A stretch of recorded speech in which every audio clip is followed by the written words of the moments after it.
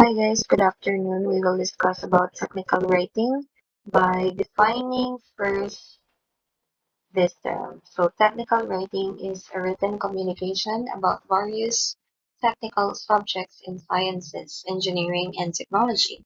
It is a specialized structured way of writing where information is presented in a format and manner that best suits the cognitive and psychological needs of the readers.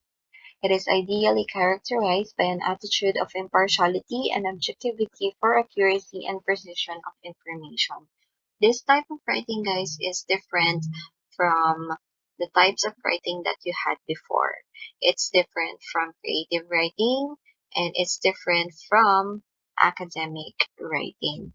So, in addition, according to Minas and some authors, this type of writing focuses on audience selection. So you will have a target audience on your writing, and also it makes use of precise, economical, and unemotional language. We use unemotional language here because we do not attempt to arouse any kind of emotion from our audience. And it employs technical jargon. When we say technical jargon, it is a language that is used in a specific place. For example, fishermen, they use different language that may not be understandable by some audience. Also, in the medical field, doctors and nurses use different language that may not be understandable as well to some people. They use that because they want to be specific, they want to be more understandable on their field.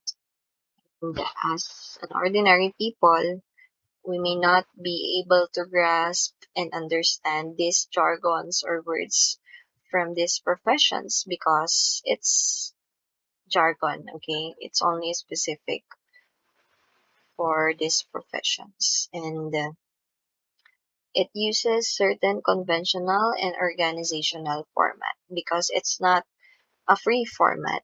We follow the rules in writing specific types of technical writing. So another explanation here, technical writing is an audience-centered means of communication that provides a reader with clear and easy access to information. So our goal in technical writing is to provide information that are being asked by our target audience. So, hindi natin sila nililito. We must provide them with information that is easily understandable. So, just to differentiate technical writing from creative writing, I have made table here so that we will have a quick and easy flow for this differentiation. Okay, so in terms of purpose, technical writing is to inform, instruct, and educate the users, while in creative writing, it is to entertain and captivate the interest of audience. When we are writing creatively kasi, we must see to it that we are trying to entertain our readers. Otherwise, our readers will find it boring. As compared to technical writing, there's no need to do that. All you have to do is just to inform and educate your readers. In terms of audience naman, it is specific. The users use the information to understand a subject or technology. While in creative writing, it is generic. They use the writing mainly for entertainment. So in creative writing, we have general audience here, whether you are from young ones, adult ones, or old ones. Any people from the age groups on our society are welcome for this one. We do not target a specific audience in creative writing, but in technical writing, it's audience centered. Okay, we target a specific audience for our writing. In terms of language, it's formal for technical writing as well as academic and standard driven. While in creative writing, it is informal, artistic, creative, and fictional. In technical writing, we use formal language because we want our information to be on point. We do not use figurative languages, we do not use idiomatic expressions, okay? In short, we do not beautify the words that we are putting or making or using in our writing. As compared to creative writing, it uses creative languages, fictional words, okay? It will make the readers think twice just to understand the information set or given by the author. In terms of writing style naman, technical writing is clear, accurate, and is emphasized on utility over beauty, while in creative writing, it is clear but reflects the thoughts of the writer. It's beauty over utility. Okay, so writing kasi guys, if you are an aspiring reader or author, I should say, your aim here is to make your work appealing to the readers. So one way to do that is to use or to utilize a format or a technique that will be unique and new to the readers. Okay, if you were able to do that, then you'll be able to sell books immediately. Okay, makikilala ka agad.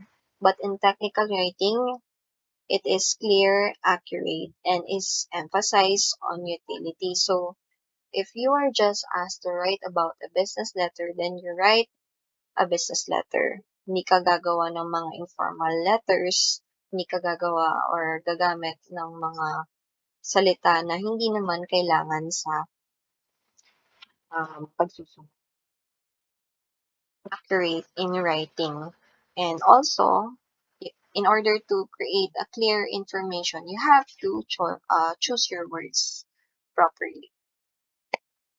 In terms of writing style, that's it. Let's go to format. It says here in technical writing, it is format driven, usually company specific because in different professions, they use a specific format. A specific format in teaching may be different from business professions. So still, they follow specific format for this one. In style and format, depends on the writer. So, in creative writing naman, it's writer specific. Nakadepende yung format sa author. So, the author has the freedom to choose his or her format. So, he does not follow a format or sequence of information in order to write. But in technical writing, since it's format driven, you have to follow the format given.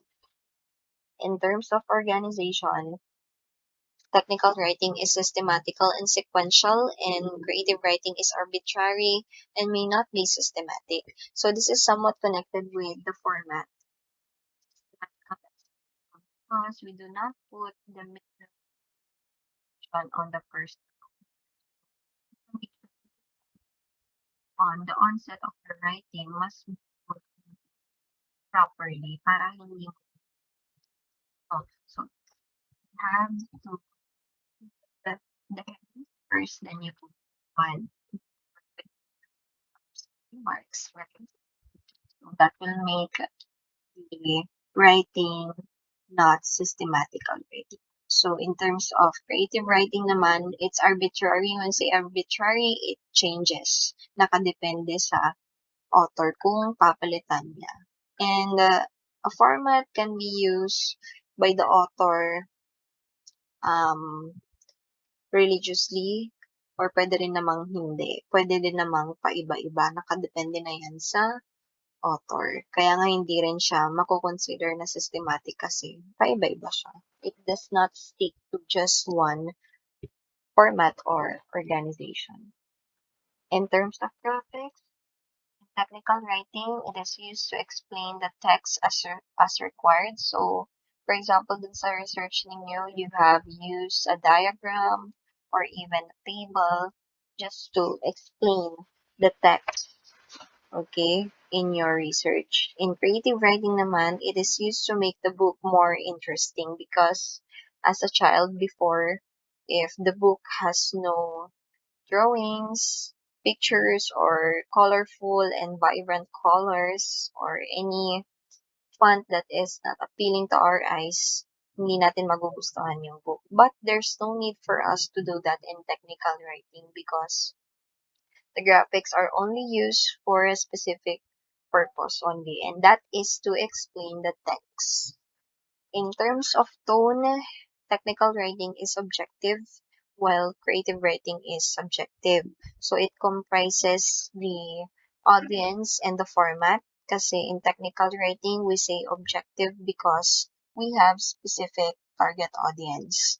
We follow a specific format, and with that, we are being objective. And the only thing that we have to do in technical writing is to give and provide information to people, and we do not attempt to arouse any kind of emotion. As compared to creative writing, since it's subjective, a particular work or writing might be interpreted differently by the audience. Some may say that a poem emphasizes on the sadness of the persona, but other people might also interpret that as something that is happy or joyful for the persona. So it depends, subjective siya. Nakadepende siya sa audience. And since marami siyang target audience, it is also expected na paiba-iba yung interpretation. Lastly, independency. Technical writing depends on the development of the technical review performed by the developers, while in creative writing, it wholly depends on the schedule of the writer and the publisher. So just to give you a summary of these differences, nilagay ko na dito. So according to purpose, technical writing is factual and not fictional. So hindi lang siya iniimbento. It's based on factual information. In audience, technical writing is usually for a specific set of audience. So we have a target audience in technical writing. Also in language, technical writing is informative, not entertaining.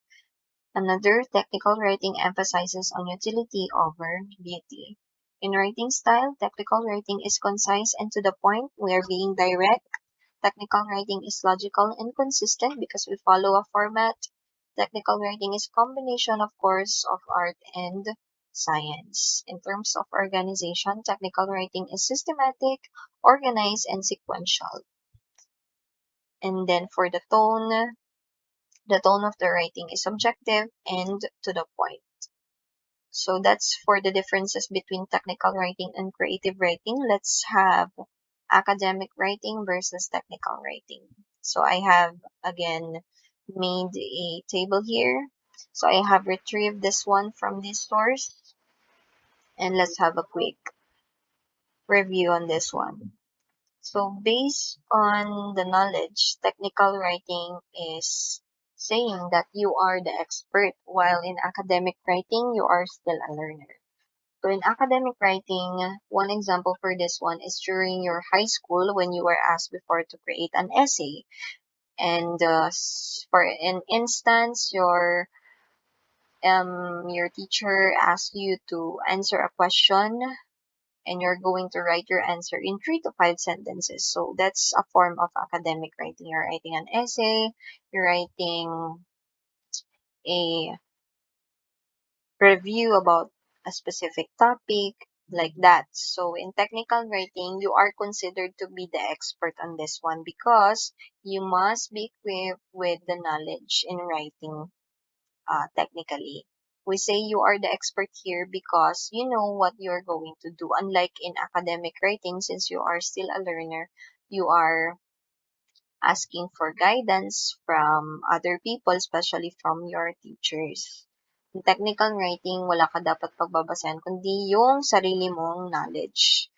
Okay, with the help of the information based on factual. Okay, in audience naman, it has technical background and you are the profession professional in the field. While in academic writing, it has wide range of academics and general audiences. We say we have general audiences for this one because in school, if you have written an essay, your audience will be your classmates and teachers. While in technical writing, it uses clear and simple, it uses technical background, and you are the professional in the field because you are the expert. You know what you are going to do, and you are equipped with the skills needed for this one. Alright, in terms of grading naman, it's clear and simple organization. It's visually appealing and easy to follow and acceptable on the job. While in academic writing, it has depth, logic, clarity, unity, and grammar, and the teacher accepts the work. Okay, so dun sa academic writing kasi, whether you have followed the format or not, if you have given the idea correctly and concisely to the teacher, then you'll receive a good remarks. Okay, sa technical writing naman, if you have been so clear in you have followed the format given to you, then it's acceptable on the job. Okay, kung magaling ka magsulat, you are very good at organizing the thoughts, the information based on evidences, then you'll receive or you'll be acceptable on the job. Okay, so in terms of visuals as well, graphics, charts, and numbers are used very frequently to support conclusions. And for academic writing, these visuals are sometimes used to help explain and demonstrate knowledge. For example, if you are writing an essay, okay, let's focus on essay in academic writing.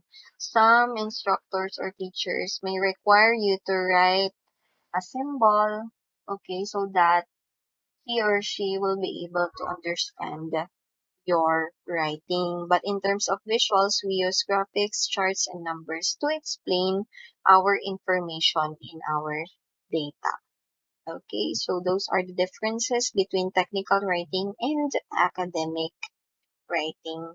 Now let's move on to the nature of technical writing. It says here the essential and remarkable qualities of technical writing, which sets it apart from any other types of writing, are reiterated in the book entitled Technical Writing in the Modern World. So this is the reference that I have based this information with.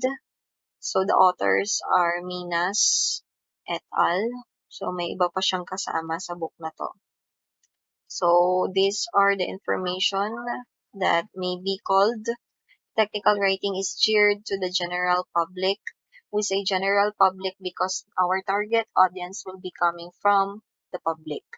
And technical writing aims to portray a message that is clear, concise, and most importantly, helpful to the intended readers or audience. We do not write because we just like to do it. We write because we have to give specific information to our readers, and we have to make sure that they are able to grasp it and understand it with the help of your writing.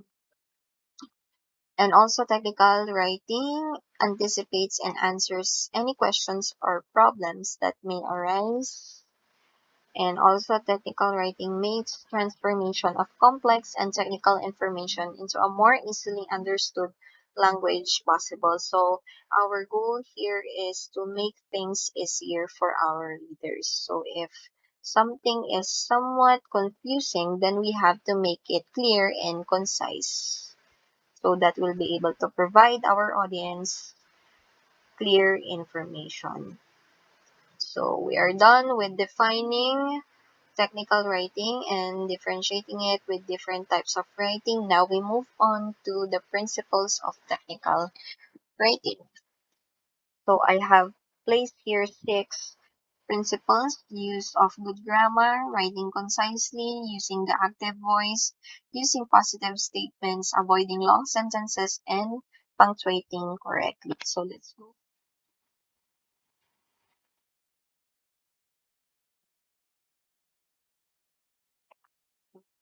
Let's expect technical be written in standard English. Certain grammatical errors can actually cause your reader to misinterpret the information. However, because technical documents must be precise and accurate, readers expect documents to be professional, polished, and flawless. So it's very important to learn English because once you have applied in your profession, okay, you have to see to it that you are equipped with the proper communication skills. Otherwise, you will not be accepted on the job. So one way to do that, specifically in technical writing, is to provide our readers a very well written writing. So one way to do that is to make use of good grammar. So let's have a quick review of grammar in this principle. So one grammatical rule to adhere is the subject-verb agreement. So we have a lot of rules in subject-verb agreement, but we will be discussing about that later on, okay, sa ibang topics natin. But let's have just the basic ones here. So let's take a look at this example. We have two sentences here. One employee is absent and two employees are absent.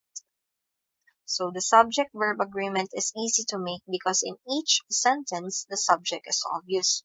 Okay, so ang subject natin sa first sentence is the employee. Okay, it is written correctly because we made use of the correct helping verb, which is the is.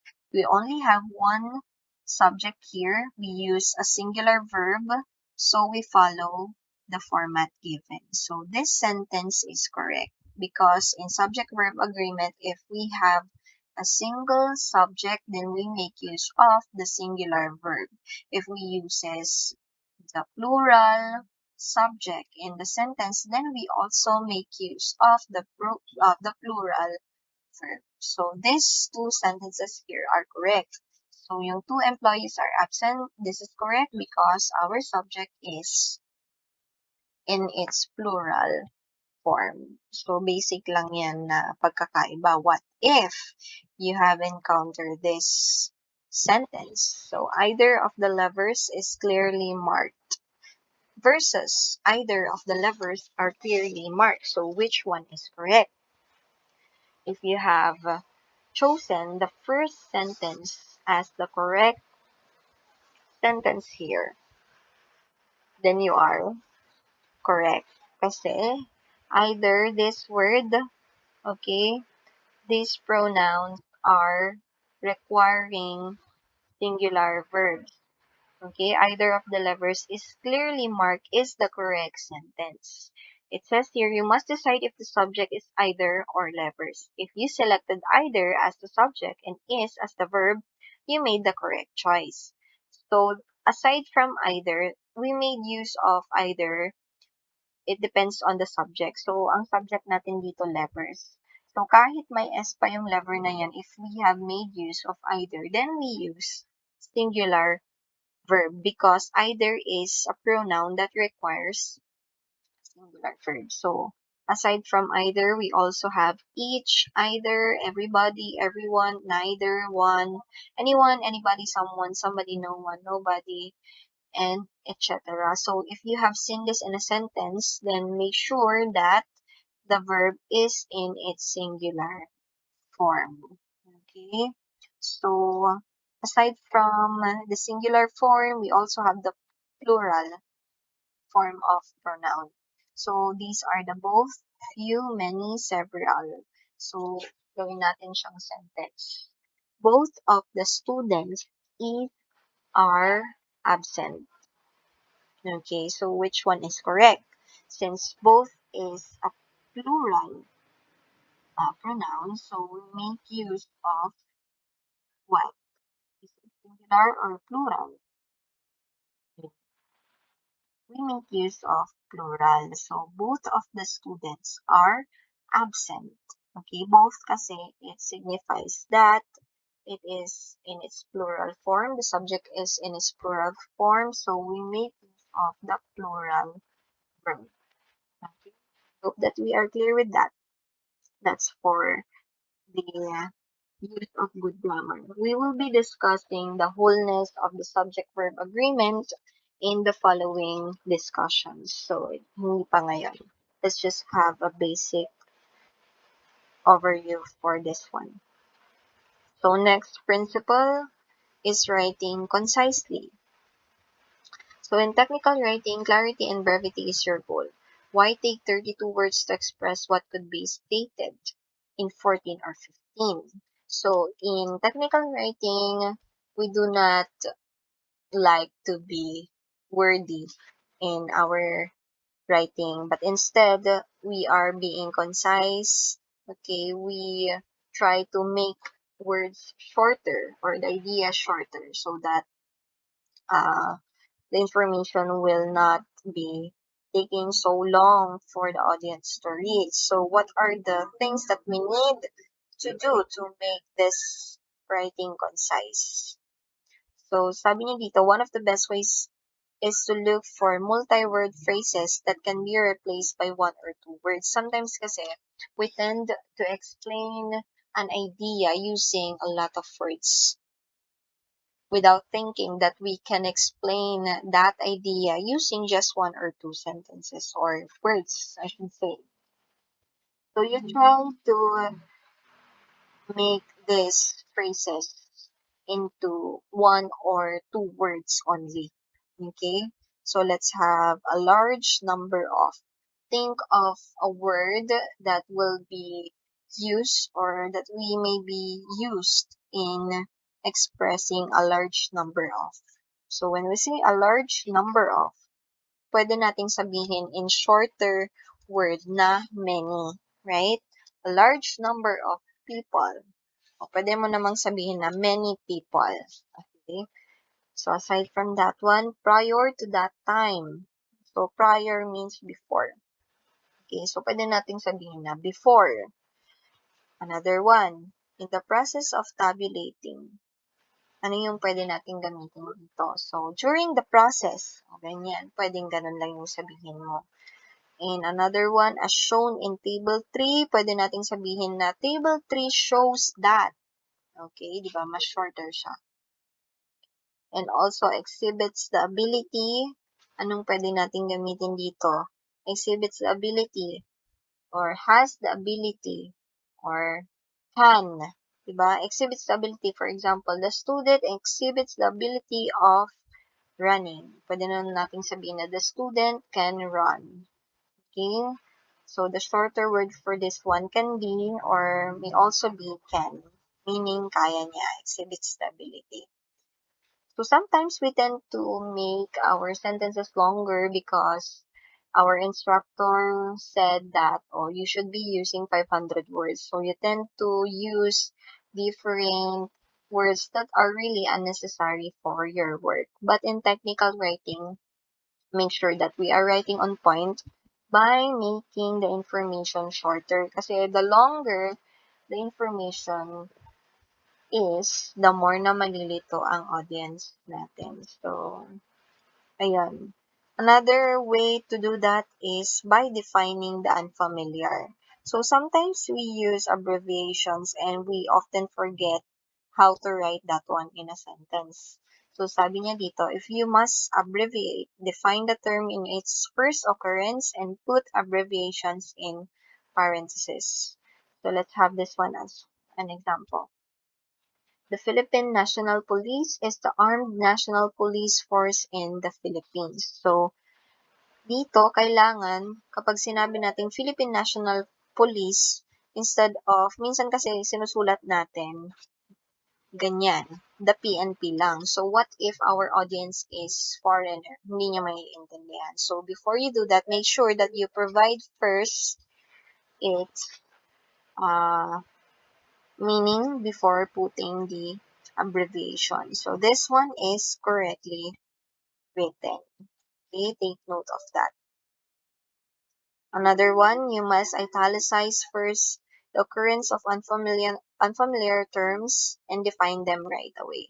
So arson, the malicious burning or exploding of the dwelling house of another or the burning of a building within the cartilage can bring a life sentence. So, since arson, this is our unfamiliar word, this must be followed by a definition kasi some people might not be familiar with this word. So, first we italicize this unfamiliar word and then the definition will follow.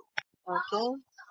So, that's for writing with clarity. What about brevity? We are using words efficiently. So, never use two words when one word will do. So, ito yung parang kanina. We do not use longer words if we can only use just one word. So, let's try to compare these two sentences. Our research has three features that you wouldn't find in those of competition versus our research has three unique features. Okay, so which one here muna is the correct sentence or the sentence that followed brevity? Obviously, since in brevity we tend to focus on the shorter way of writing, so the correct sentence here or the appropriate sentence here to write is the second sentence. Our research has three unique features. So why did we say that? Three unique features kasi sabi niya dito, you wouldn't find in those of competition. Yung that you wouldn't find in those competition kasi are participial phrase. So, pinapahaba niya yung sentences. So, instead of writing using this many words, we make use of or we convert that into just one word. So, that you wouldn't find in those of competition, hindi natin mahanap sa ibang competition, meaning it's unique. That is why we interpreted that sentence or we have converted that long sentence in this one. Our research has three unique features. When we say unique, we define these phrases that you wouldn't find in those of competition, meaning it's unique. Okay, so that's how we do it. It's like we are trying to paraphrase a specific quote from an author. If you have tried that already, okay. We try to be specific. We try to make the information shorter so that we'll be able to provide the audience the exact details that they want. Okay, now let's move to the third principle, which is using active voice. I know you are already familiar with this one. And the basic differences between this one is that in using active voice, there's no by. Doon naman sa passive voice, we made use of by. So let's take a look at this example given. The victim was harassed by the suspects versus the suspects harassed the victim. So, looking in the first sentence, we can say that this one is written in passive voice because of the word by. Okay? Kasi dito, in passive voice, the doer of the action is not the subject. As compared to the active voice, the doer of the action is the subject in the sentence. So, what is our subject here? Okay, the victim. Kasi yung the victim dito is the direct object. Our verb here is was harassed. And by the suspects, this is the doer of the action. In active voice kasi, if you are the doer of the action, you are the subject. So the suspects harass the victim. So the word harass, the verb harassed, okay, is done by the suspects, which is the subject of the sentence. And the victim here is the direct object. Okay, that's our basic way to differentiate the two. Now, in writing, technically, see to it that you are writing in an active voice or using active voice. But kasi we tend to make sentences longer if we make use of passive voice. So, tignan nyo na lang dito, the differences, di ba? Masyadong mahaba yung passive voice as compared to the active voice. And we don't usually, in communication, we don't use passive voice, okay? We always use active voice. And we also apply that one in writing technically. So another example to explain this one. These sentences are written in passive voice. So there are 15 people who tried out for the Reserve Officer Training Corps. Active voice, let's see. So, mas maikli nga siya. 15 people tried out for the Reserve Officer Training Corps. Okay, what are the words that we have omitted here? Okay, we have the there are 15 people who tried out for the Reserve Officer Training Corps. So, we converted that to 15 people tried out for the Reserve Officer Training Corps. So, sabi ko dito, if you are the doer of the action, you should be the subject. So, who is our subject here? We have the people. We have the 15 people. What is the verb used? Tried out. Okay, dito kasi, hindi niya sinabi na directly that the people, these 15 people are our subject. Sabi niya lang, there are 15 people. It's not stating the information actively. So aside from that sentence, we also have this one. The computer was stolen by John Dewey versus the active voice, John Dewey stole the computer. So another one, our subject is the doer of our action, who is our subject, John Dewey, who is the doer of the action, John Dewey. What did he do? Stole the computer. So, natanggal yung word na by. Kasi yung by dito, hinuhuli niya. Nagiging predicate siya ng sentence natin. So, ang naging subject natin dito is the computer. Is the computer the doer of the action? Or this verb was stolen? Hindi. Okay, it is being implied that the computer was stolen by John Dewey, which is written in passive voice. One way to identify kasi is by looking at this word by followed by the doer of the action. Okay, kapag ganyan yung format na nakita ninyo, meaning it's written in passive voice. Okay, kung nahuhuli yung doer ng action sa sentence, meaning it's written in passive voice with the help of this word by. But in active voice, if the doer of the action is the subject of the sentence, then it's written in active voice. So let's try to write these sentences here in active voice. So these are written in passive voice, so we try to make them in or convert them to active voice. So all the questions are answered by the witness. Okay, how do we write that? How do we write that in active voice?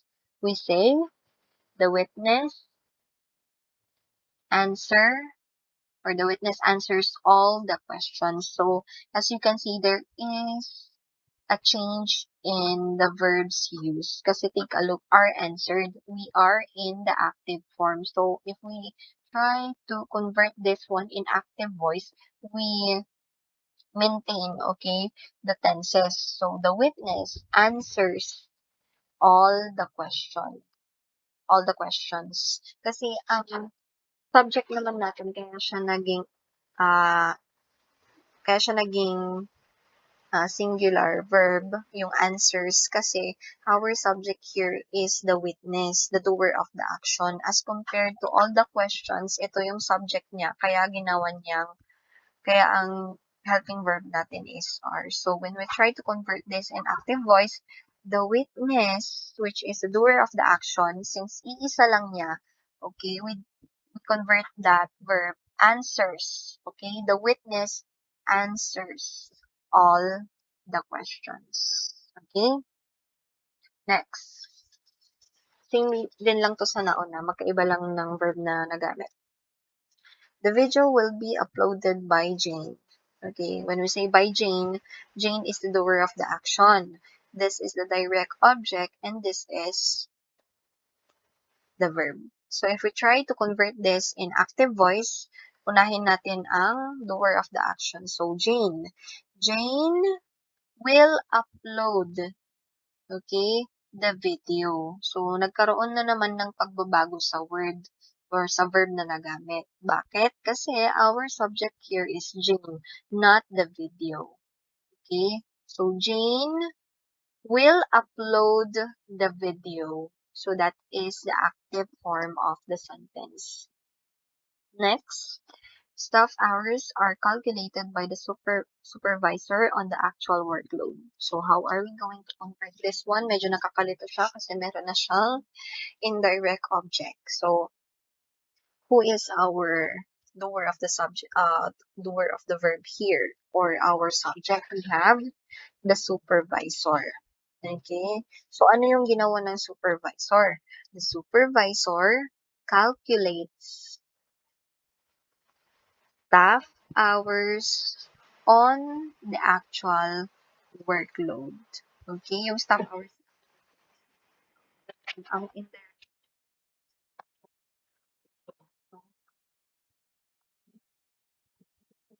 Subject niya written in supervisor on the activity. That's how you put passive voice. So take note, the active voice is the subject. Kaya nga sabi, subject dapat gumagawa.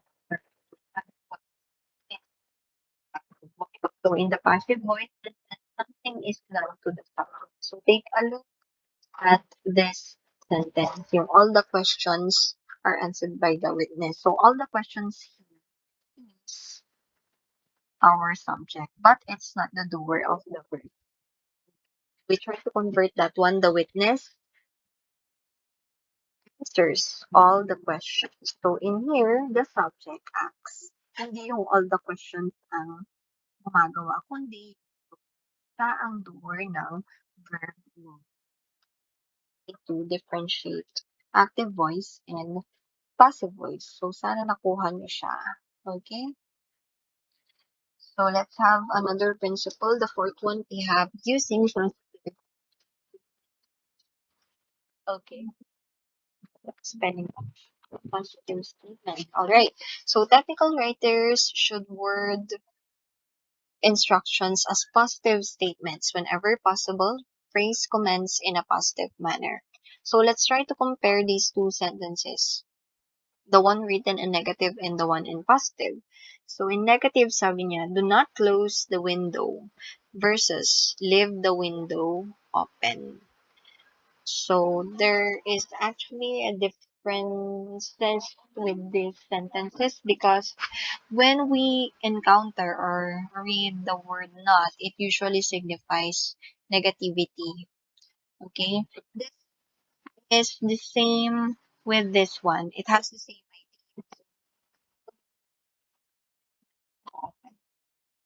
same idea, but it's written in a different format. So which one is better? I think technically we follow the positive format. Okay, as much as possible, we convert negative sentences or information into positive one. Because sometimes we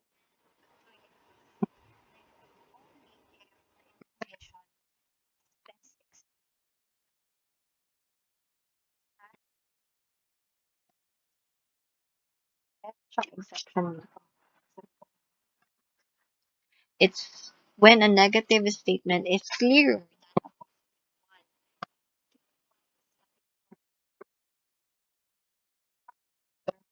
Understand or using and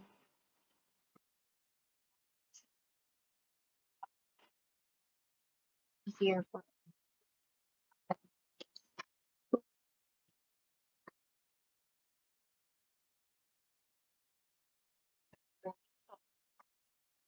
the negative format.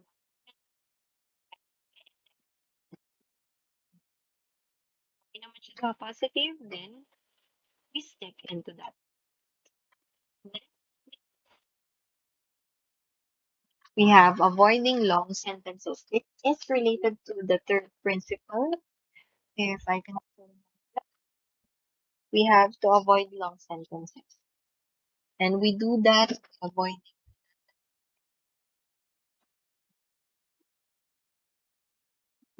You can shorten a sentence by avoiding redundancy, prepositional phrases, and passive voice. So we are already done with the passive voice. We have to focus on with redundancy and prepositional phrases. So what is redundancy? 'Di ba, laging sinasabi sa atin ng mga teachers natin, paulit-ulit lang naman yung sinasabi mo. So, when we say paulit-ulit, we tend to use words that are repetitive in a sentence. Let's take a look at this example.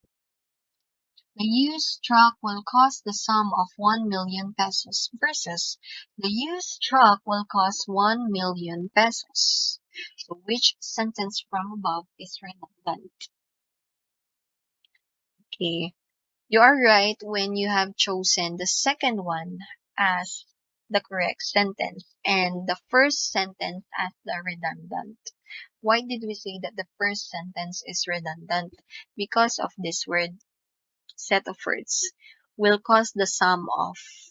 Okay, yung will cause the sum of actually is no longer needed in the sentence.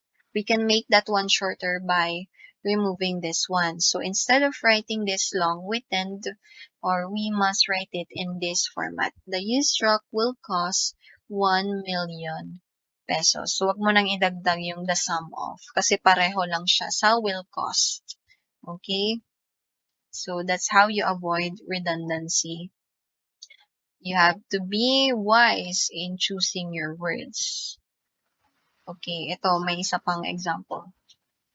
The wordy sentence is, the team collaborated together on the projects. Compared to the less wordy sentence, the team collaborated on the projects. Okay, so what made this sentence redundant?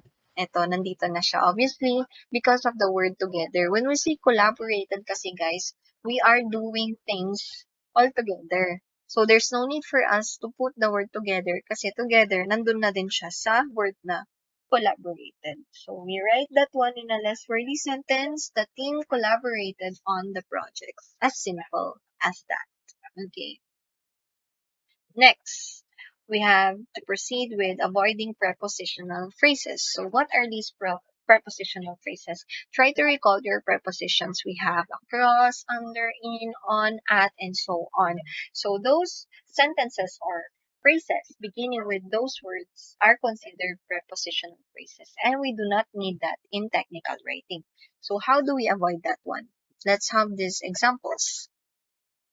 The wordy sentence is, she drove at a rapid rate compared to she drove rapidly. When you say rapidly, mabilis. Okay, at a fast rate.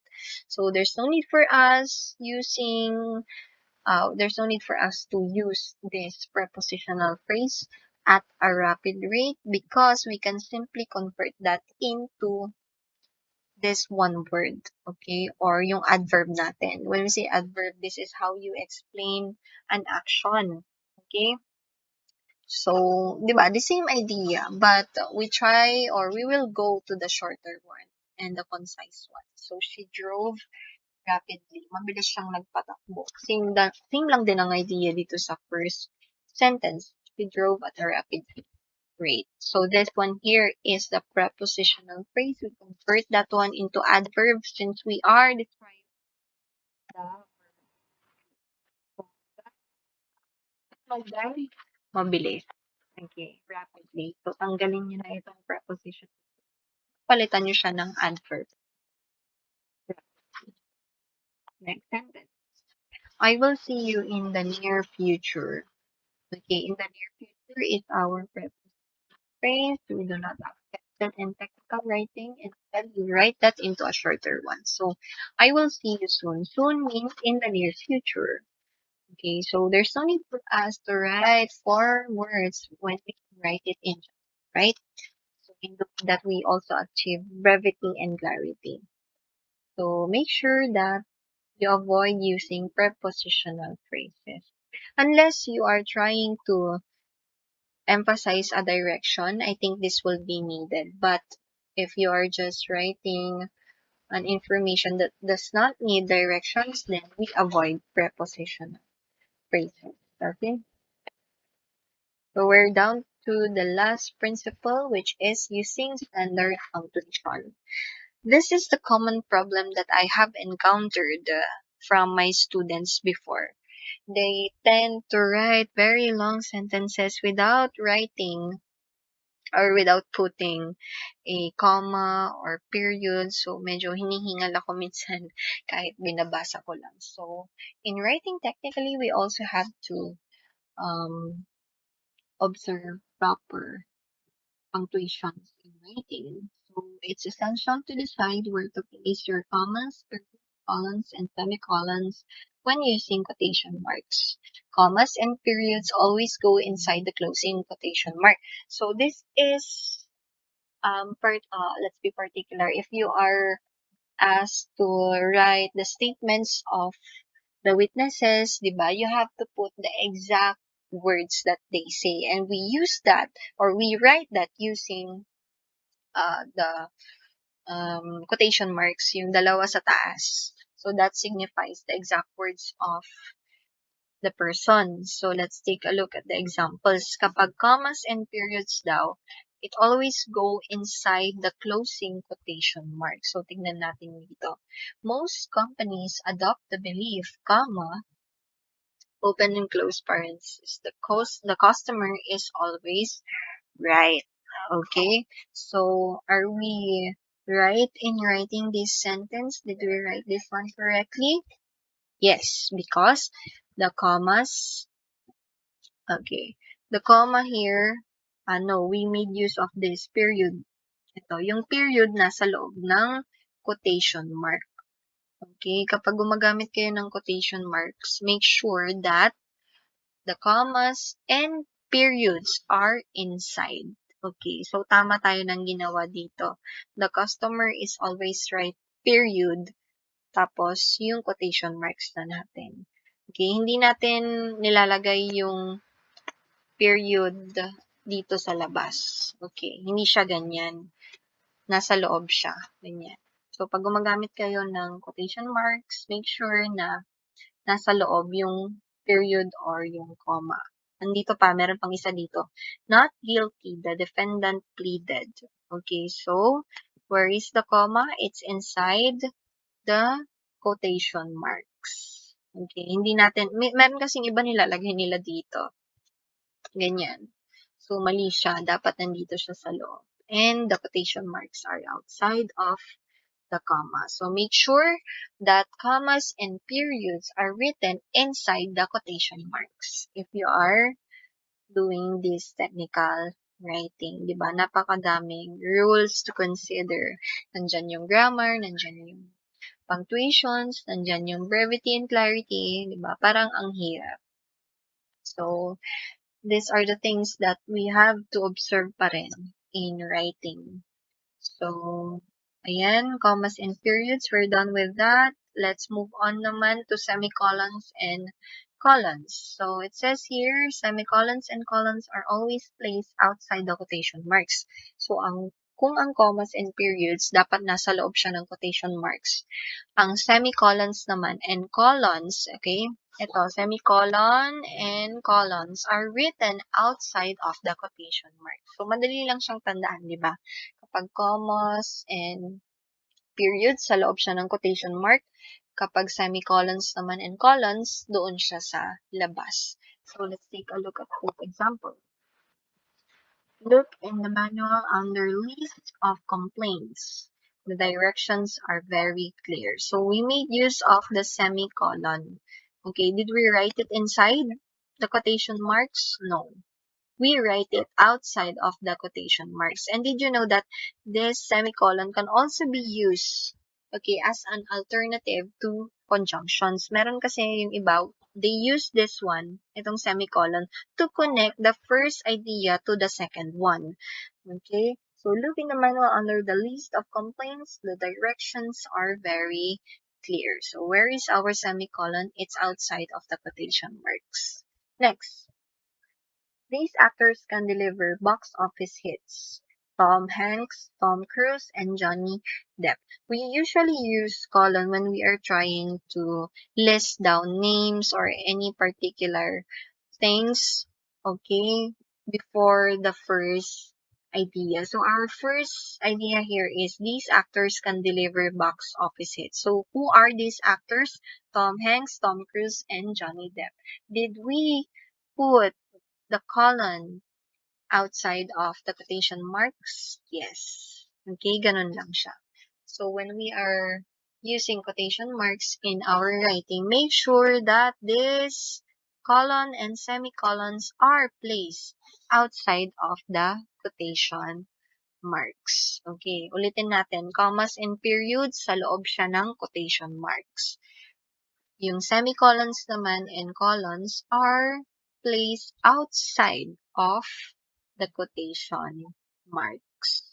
That's for the principles of technical writing. Sana hindi kayo nalito kasi nagkanda halo-halo na ang grammar sa pagsusulat ng mas maikling sentences and also at the same time with the accompaniment of using proper punctuation. Sana hindi kayo nawala.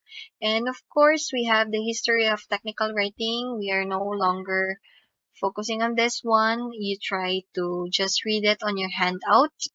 And we're done with our first topic. Our next topic will be the properties of technical writing. So make sure also to read this part, history of technical writing. So that's all for this handout. We'll see each other again on the next topic. Have a good day, everyone.